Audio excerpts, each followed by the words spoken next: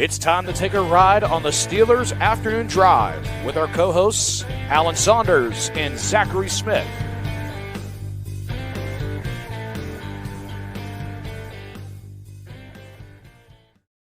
Welcome back to another episode of Steelers Afternoon Drive. I'm Zachary Smith. That is Alan Saunders. Alan, how are we feeling? Feeling good, man. Music hits. It's just like an immediate mood lifter. I can't. Still. Yeah, you know what? I always agree, and especially like on these days now, like this time of year where it's dark before I'm even done with work, and when we jump on here, it's. But like, I don't know why this felt like a longer weekend to me. Like it seemed like there was more time in between episodes from Friday to now. So yeah, that music was hitting a little bit extra on this Monday. There you go. It's because like Friday happened in a fog. That's true. That's true. Yeah, I remember getting. People were probably like, "Man, I never seen Smitty this bummed out" when I was on here Friday talking about how I felt post Thursday Night Football. But it's been washed away, clean slate. Now we're on to Cincinnati. But let's talk about some Steelers stuff. Alan, I actually want to start with something not necessarily related to the Steelers as it stands right now, but could potentially impact them. Zach Azzanni listed as a potential head coaching candidate at Central Michigan, where he spent some time, was actually crossed over there with Antonio Brown in his time at Central Michigan. What do we make of this? Could Zach Azzanni really be one and done as the Steelers wide receiver coach? Yeah, he was a Central Michigan alum and then went back there and coached when Antonio Brown was there, and Butch Davis was the head coach. I don't know. I'm not in the Central Michigan coaching search beat. Thankfully, my guy Chris Vanini does a really nice job for The Athletic covering the group of 5 teams. That was his article that mentioned Azzanni among about 10 other potential candidates. So we'll see how this goes, where this progresses, but it wouldn't totally shock me. I think that's, he's kind of bounced around the NFL a good bit. He's never been a guy that's like stayed in one place very long. And although George Pickens and Calvin Austin are both having their best years as pros, I don't know that, wide receiver coach in the NFL doesn't have a lot of job security, not like head coach in a college football program has, and so he probably only has a 1 or 2 year contract. I'm not like just going to rule it out. Like, I don't know. We'll see how things go. Yeah. Yeah, I think it's certainly in the realm possibility to be on. Like, I could see it going either way, right? Where he was a short term here, whether things didn't go in the trajectory that they were hoping for the room and they moved on, or it was something like this where a different opportunity arose. So yeah, like either way, I really do think that a lot of the Zach Azzanni hiring was like, let's find somebody that's going to stand up to George Pickens and yell back and see what happens. And like, I think anytime you're that kind of hire, and like, if the we'll see what happens is not what the team was looking for, that's not going to go well. And I don't know. Do you think the Steelers are getting what they were looking for out of George Pickens this year? That's a really interesting question, because on the field, as productive as ever, he was 4th in receiving yards before this past Sunday. I assume he's not 4th anymore, but I think he's exactly like 6th, 5th where or 6th. He's fallen to now.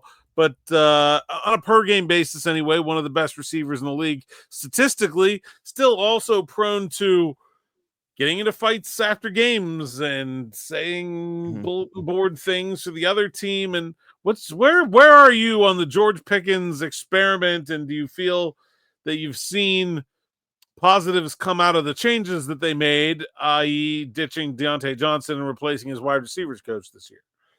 I don't know that I've seen much of a difference, to be honest with you. Which, like, I don't know. Like, we know how things are when things are good, right? When they win and stuff like that, it's relatively quiet. But like when they lose a football game, there's always something with him at the end of it. Like Thursday night, right? Like getting into a fight, basically going into the stands with a player in a skirmish after the game, after the Cowboys game with Jordan Lewis. Like, it's like we don't just lose. Like, George always does something when there's a loss. So I think what things are when they're good, and what things are when they're bad. Unfortunately, that really hasn't shifted with the addition of Zach Azzanni. So from that standpoint, no, I don't think that I've seen really what they were probably hoping for in him. Like, I don't think that he's taken like some huge leap as a blocker too, despite feeling like he's capable of being better in that area. So I don't know. I don't think that like his game is gotten to, or his game's fine. Like it's at the level that I expected it to be. But like the other stuff, I don't think I've really seen that round out like they were hoping. Yeah, both Greg Newsome and Grant Delpit. Well, I guess Greg Newsome tweeted and Grant Delpit Instagrammed, but whatever. Both of them taking some shots at George Pickens on social media after the game. Reported by Mary Kay Cabot of Cleveland.com that the NFL is investigating his scrum with Newsome after the game. I don't know. I called it a fight, but I'm not sure it was really a fight. It was mostly just a lot of pushing and shoving that did get all the way to the end wall of the end zone there. And then Newsome called him fake tough.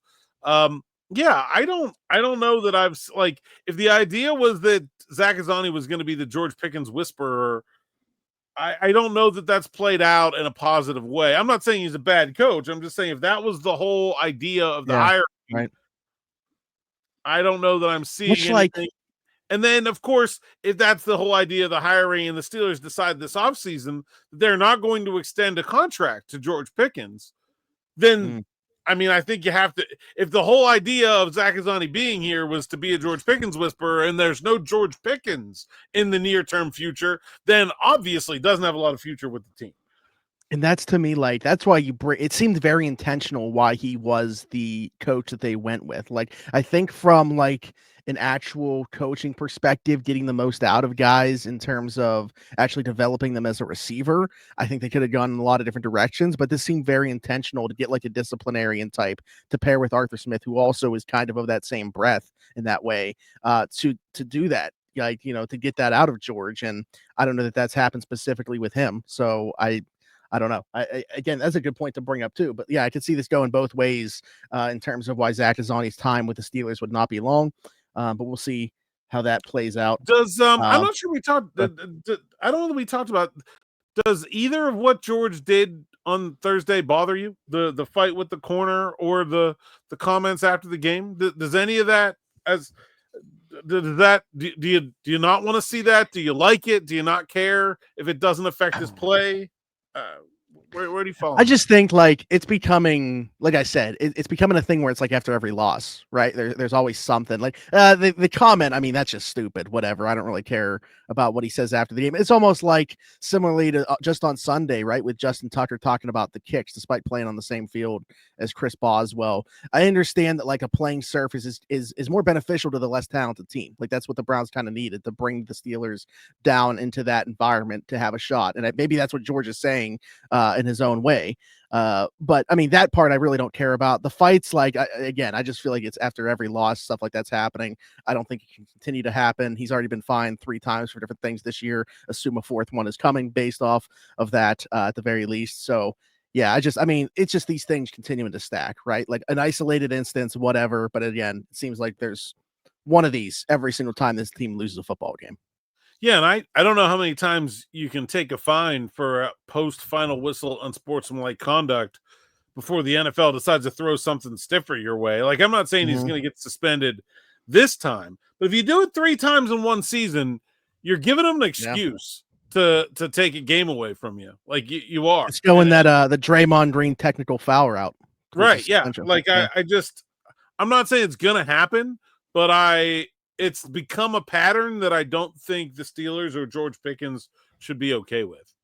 Yeah, exactly. So there you go. This is where Zach Azzanni needs to step in and play the role that we thought he was going to within this wide receiver room. There's a football just get game. out of here and go coach Central Michigan. Fire up chips. That's true. This problem child is a lost cause. I'm out of here. I'm gonna go coach a MAC team to a 7-5 record. There we go. And maybe that's what takes place.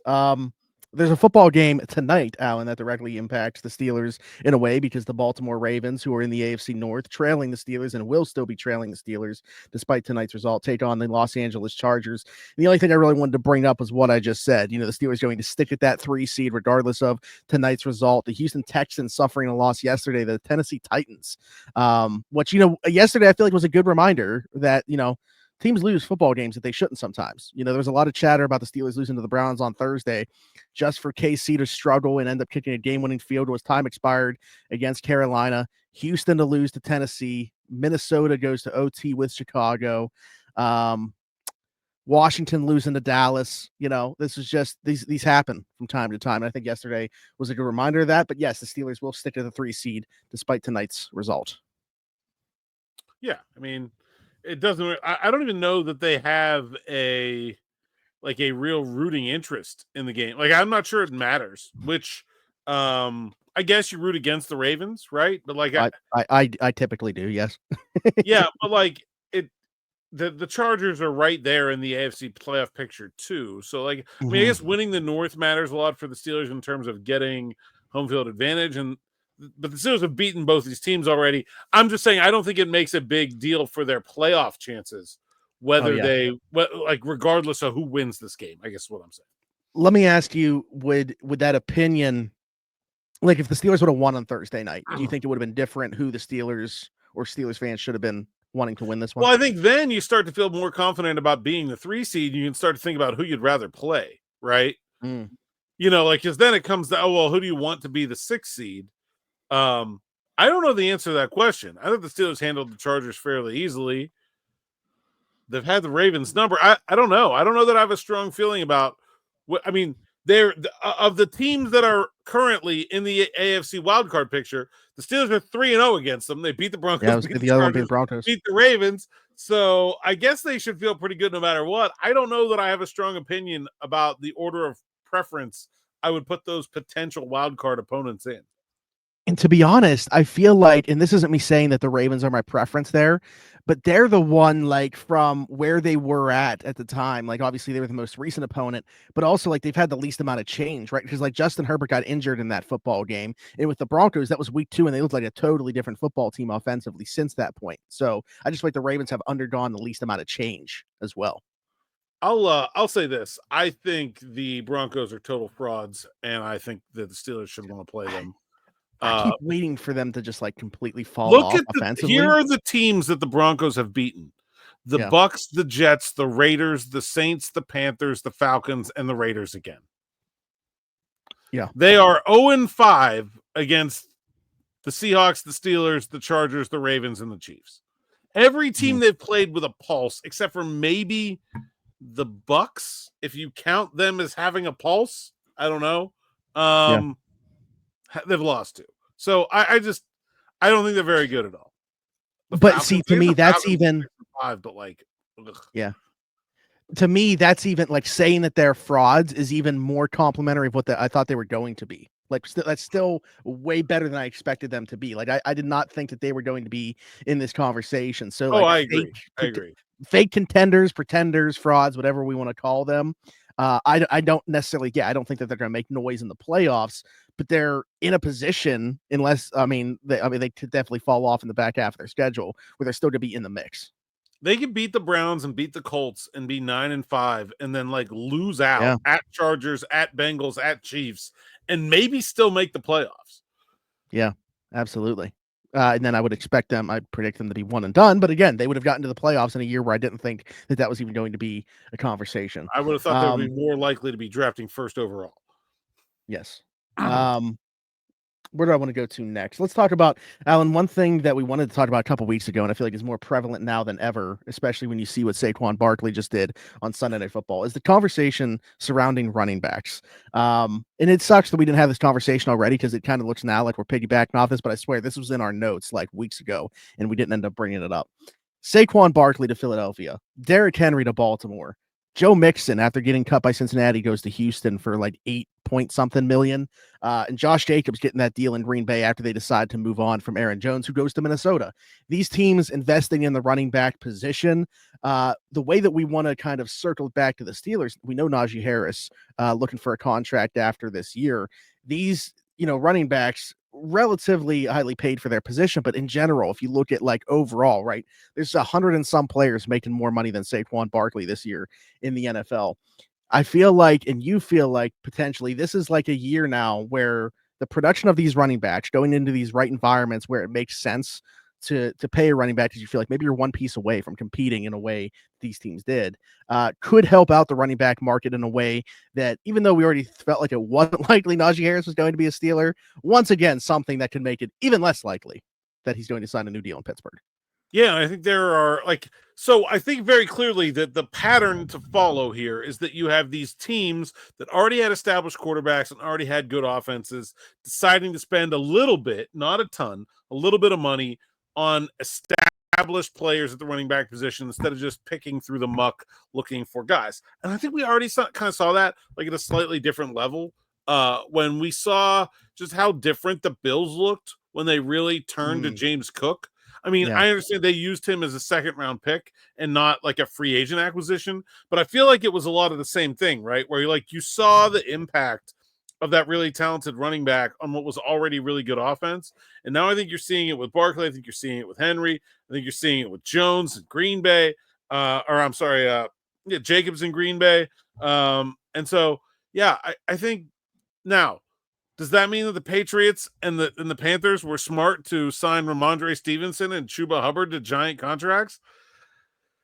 No, like that, like that was still pretty dumb, I think. But I think the combination of like teams that are in good spots, seeing the value in running backs, and like some teams not getting the right idea about who they are and what patterns to follow could lead us to what I think is shaping up to be like the most high-priced free agent class and running back in recent history compared to the talent level of the players, because none of these guys is as good as Barkley or Henry or even probably Jacobs, right? But like Right. the guys coming out, James Conner, Najee Harris, Nick Chubb, obviously is very talented, but has injury. Like I think some of these guys are going to cash in on what these teams this year are getting out of the guys they signed last offseason. Yeah, no, that's a good point. And these guys have talked about it meaning a lot to them to be able to do that for the position. So like these guys all collectively having these types of years, obviously it kind of stinks for them that somebody wasn't able to do it for them before their paydays. But they're doing it for the next guys in line, which includes Najee Harris. So yeah, I mean, again, we've kind of both been on of the same page. Like we didn't believe that Najee Harris was going to be back in Pittsburgh. This can make it less likely. But again, now incorporating a third thing into this, Alan, like we've talked about Jaylen Warren, right? In the frustrating year that he's had, injuries, just not as effective. Haven't felt like we've seen the best version of Jaylen Warren. So if it's not Najee Harris coming back, are we just like resigned to the fact they'll probably use like a day 2 pick or something? And then would that be a worthy investment for them to make? And how do you equate, paying a guy in the range that these guys made money as opposed to investing a high draft pick? Yeah, I mean, I just don't think that the Steelers as an offense are where those other teams that are making good on those investments are, right? The Steelers don't have an established player at the quarterback position going forward. They don't have upper tier offense that they're adding to with a guy like Barkley or Henry. So I'm not sure it makes sense for the Steelers to spend big money on the running back position. But I think it'll make enough sense for somebody that it's getting awfully hard to see Najee Harris return. And if that's the case, then what? I don't know. I mean, I assume Jaylen Warren will be part of it, but they could dabble in that free agent market that's out there. See if they can find somebody that they like, that they think can bring some of those same things to the table for a smaller price tag. But if we're thinking the free agent market is going to be expensive, and the Steelers already shied away from a pretty good deal on Najee Harris in that option, I don't think they're going to really want to play in that. So then I think you're looking at second or third round draft pick, and they're looking for their James Cook, right? I mean, I think that's the other way to go about it. Just like having that conversation kind of reminded me about how we talked about wide receivers and kind of miscalculating the way that the market was going to go. Now, Omar Khan could not have foreseen necessarily the performance of these players driving up the price tag for an entire running back market. But man, we could be having another conversation where it was like, if he could have had the foresight in terms of what was going to happen, you pick up Najee Harris's 5th-year option potentially, or you maybe go a different route in terms of just the running back position as a whole. But yeah, we could be having a much different conversation depending on how these paydays shake out for running backs this offseason. I mean, Najee Harris's option was for $6.9 million. It would not be crazy to me for him to sign a contract that's worth almost double that at this point. I that would not surprise me at all. Yeah. Jeez. especially because like who else is even, you mentioned what, like Chubb, who like I don't know. I'm curious to see what that Chubb, looks like. Connor, and Aaron Jones are the other kind of top of the market free agent guys. Geez. Yeah. And I know like Najee has a lot of tread, but like the durability that he's had, and he's younger than all those guys. Younger than all those guys. Yeah. Man. Never missed a game. Yeah. We'll be having a much conversation. Yeah. Yeah. So I don't know. Get ready for Ollie Gordon or Omarion Hampton or Quidshawn Judkins. There you go. One of those probably.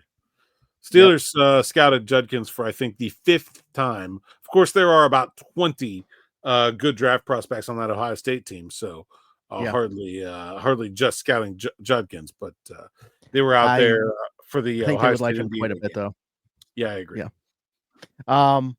All right, so we talked about the good situation for these running backs. The thing with that all 4 of those have in common is they went to good teams.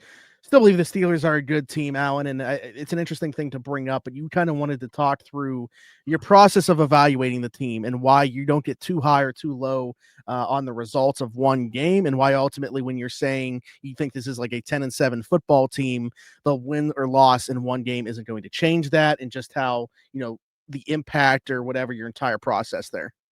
Yeah, so I mean, we had just sort of reevaluated our preseason predictions over the bye.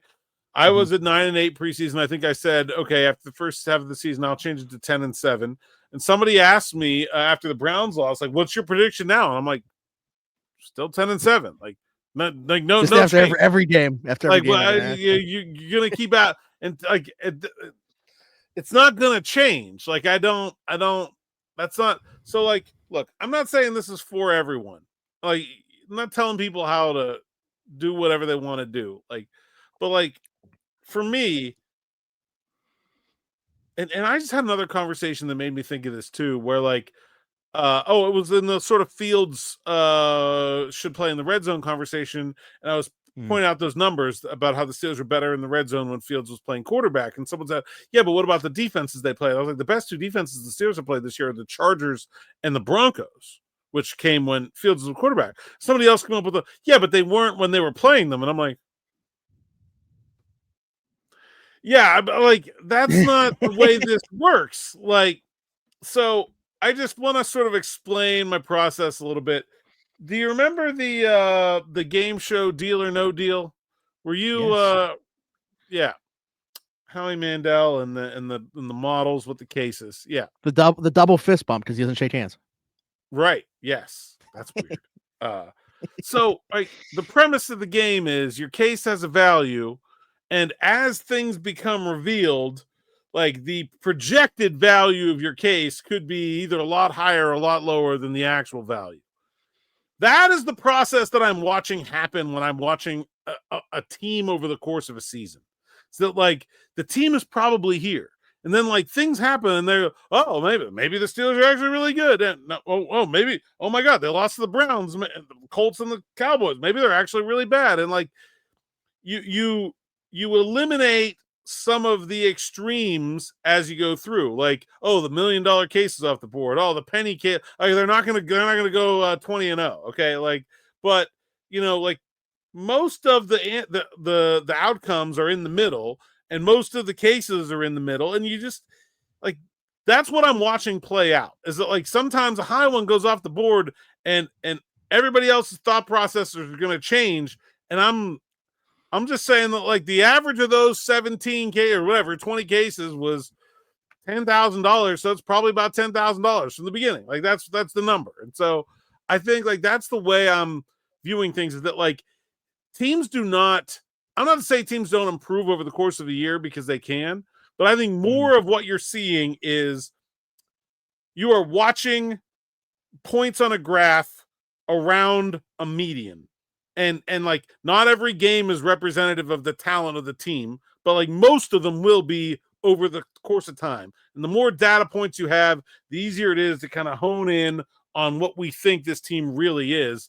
And that's not like I saw somebody look proud of one of our tweets today that the Steelers are going to miss the playoffs. I'm like, No, they lost to the Browns, but they are not going to miss the playoffs.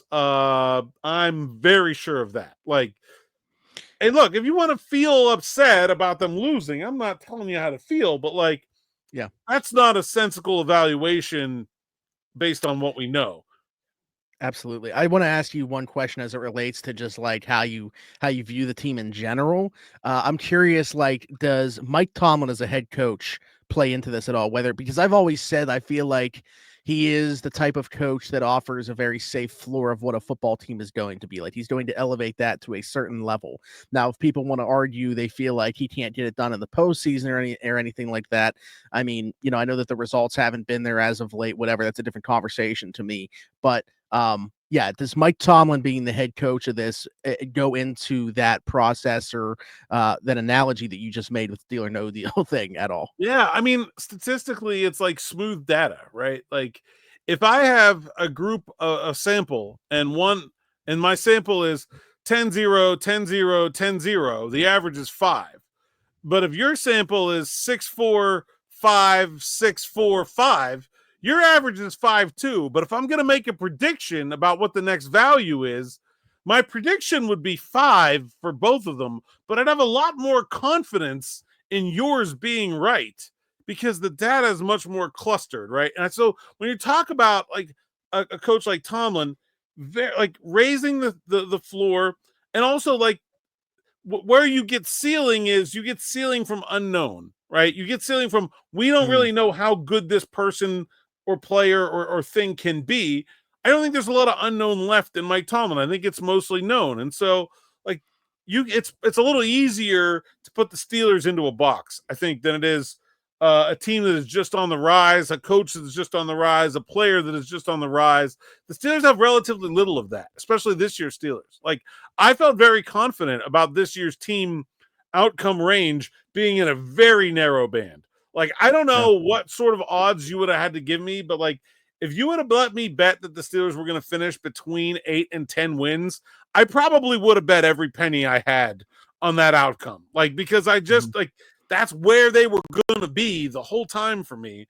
And Tomlin makes me feel very confident that the bottom isn't going to fall out. And also, I don't see a lot of players on this team that make me think that some kind of explosive possibility is possible. Last year, I got my Steelers prediction as I think is the worst one I've ever made. I thought they were going to be 12-5, and they ended up 10-7.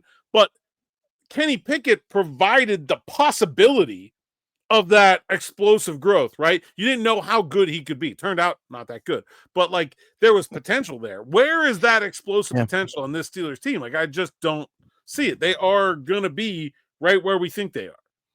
I'll bring that actually a question that relates to that here in a second, but just the one thing that I wanted to add to that, because I definitely can fall into that as a fan sometimes where like randomly will change my mind about how I feel about the team. Now, after Thursday night, I said maybe I got a little bit too high at the halfway point when we were redoing our predictions, and I went from 10 wins to 12 wins all of a sudden going up to probably not the most rational thing for me to do, to adjust it by 2 games based off what I had seen. Because again, typically I like to try to be a process over results guy, and I think I got caught up in the moment. I will say though, I saw a lot of irrational stuff on Twitter after Thursday, and I put out a post about it, and I just felt like, man, like this team is going to be like you just said, you feel like they're going to make the playoffs. I feel the same way, like, put a stamp on it. I don't think we're going to find out how different this team is, or if they are different from what they've been in the past, until we see if they can actually make some noise in the playoffs. Like until then, a lot of the conversation that I think people are having right now about, like, again, just being irrational about losing one game on a Thursday night in Cleveland, I don't think that people are going to get an answer as to whether this team is different or not. Yeah.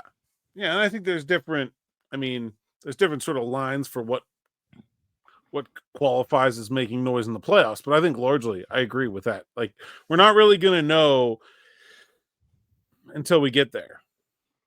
So like don't freak out over every small step in the way. The Steelers are fine. The question that I feel like plays perfectly in with what you were saying there about what can create the ceiling of a team. Hayden Bishop said, "Can the Hayden Steelers Bishop, offense?" long time member of the audience here and purveyor of ballage. Yeah. Also, he watches or listens. I'm not sure if you watch or listens around the 412 as well. So I mean, he's just he's got everything. Be more like Hayden Bishop. Yeah. He said, can the Steelers offense be top 10 with Art and Russ as the OC and QB pairing? Alan, I think this plays in perfectly because to me, this is where that ceiling could be created, right? Like if we would have came into this year and we would have just gotten out of the gates running with this offense, whether it was, Russ not getting hurt and just being healthy the whole way, or Justin playing so well at the beginning under Art, whatever it would have been, those would have been things to me, like if you were getting top 5 QB play, that would have made you adjust how you felt about this team and where they could go. Yeah, I mean, well, Arthur Smith has had a top 5 offense before, so I think we should say it's possible. But I don't think, given what's happened since then, it's particularly likely that top 5 offense was solely or even largely because of Arthur Smith. Like, I think it was Derrick Henry doing a lot of the heavy lifting there, and a really good offensive line, and AJ Brown, not a bad player at all.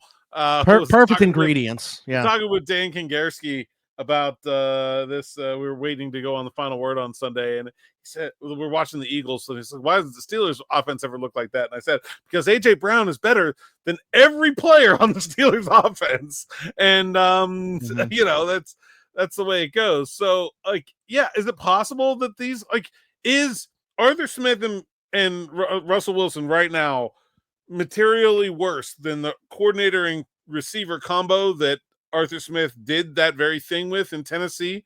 No, but it's not going to be because of those guys. It might not be you're going to have a really good team around them to get there. They are capable of it, but I wouldn't say that they're going to be the ones driving the bus to that place. Okay. Yeah, I mean, I agree. Especially at this point in Russ's career, right? Like I think Art can lead a top 10. Now, you said top 5 he did in Tennessee. I think it's possible to be a top 10 offense. But I don't think it's going to happen. They're not that far from that right now. I mean, they've been on that borderline kind of all season. I think they're 14th or 15th right now, but yeah. Yeah, I mean, what that 3-game kind of did a lot of heavy lifting for that, whether the Jets garbage Bengals defense coming up next. I mean, this game this week could be a 41-34 win, and then all of a sudden their offense looks great again. That's true. I feel like when it's all said and done, they're going to be middle of the pack as I expected them to be this year. I don't think it's out of the realm of possibility necessarily, but I also think it's possible if there was all the right pieces in place. I think the offensive line has largely been okay, especially considering the injuries that they've had. But just all the pieces together, if you look at it on paper, it doesn't scream top 10 offense to me. That's all I'm saying. Yeah. No, it's the cheapest offense in the NFL. Yeah. That doesn't scream number 1 to me.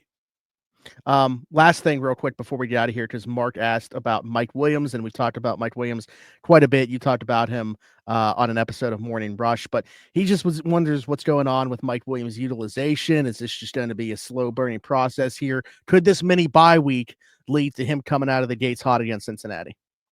Possibly. I think part of it is that new to the team, just getting into the playbook.